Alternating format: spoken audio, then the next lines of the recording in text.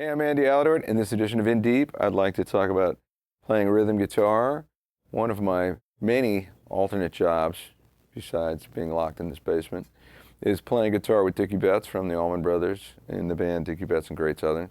And a song that everybody loves and is really fun to play, I play with my own band, and people play it at jams all the time, is the song Blue Sky, written by Dickie Betts.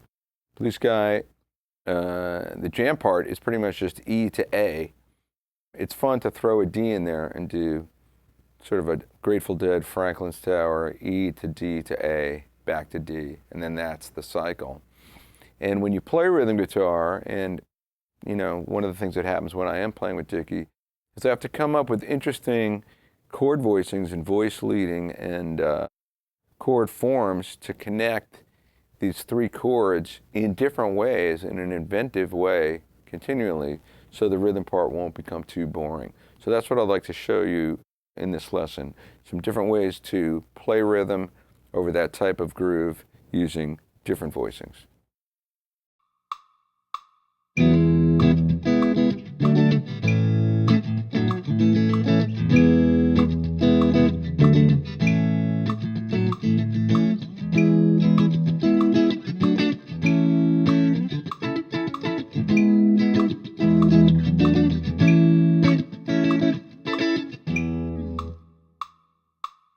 All right, so my three chords are E, D, and A.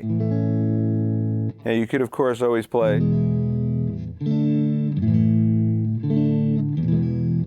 normal chords down there, but it sounds nice.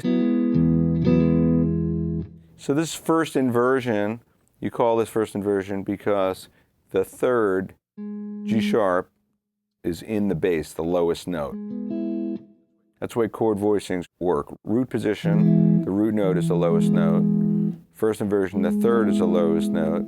Second inversion, the fifth is the lowest note. So I began, have my A string muted so I can hit the low E pedal tone, and I hammer into this shape. And then I basically just move the shape down 2 frets for D, but I bring the D root note in.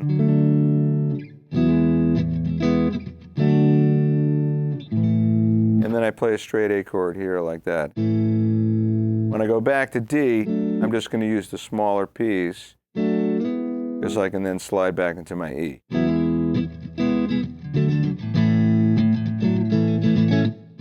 And actually I use that D as a little transition to make the A chord sound more interesting. So it becomes D over A, back to A, and then that goes back to the E.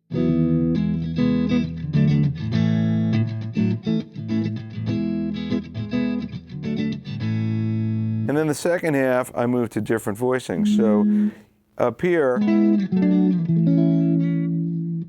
this is the same as this, just in this position.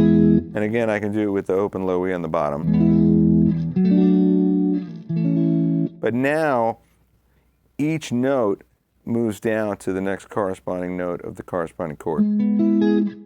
That's D, here's A, and then I'm gonna finish up the A, moving into this first inversion voicing of A,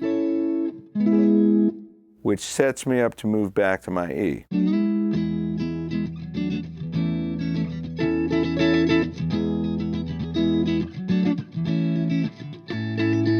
And I can also use my open A here. All right, let me show you another couple examples of how to play rhythm using these chords.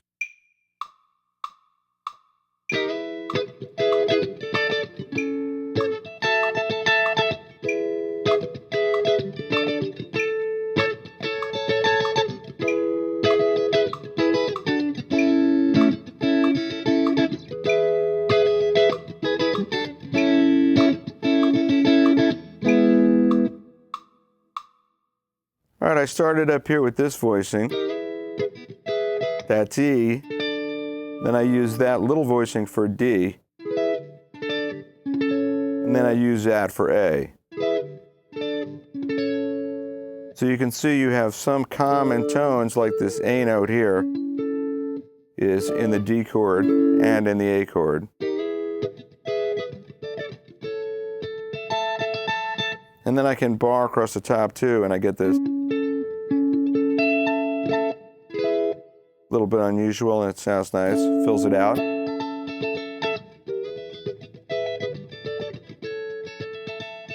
And I'm really trying to use a brushy kind of approach with the pick hand, meaning that it's very light, lightly brushing the pick across the string. And I'm releasing pressure, and that creates the 16th note syncopated rhythm.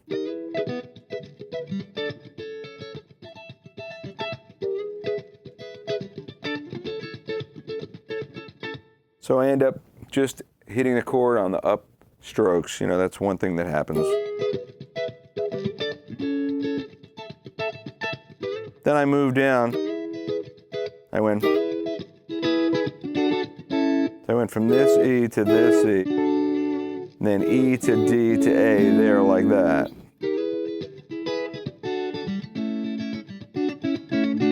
And you can do a little D to A there.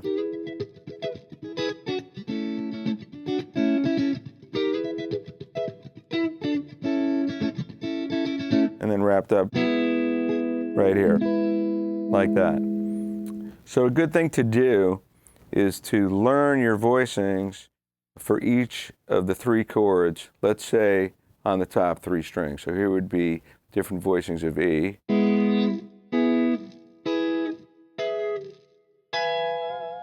Here's D.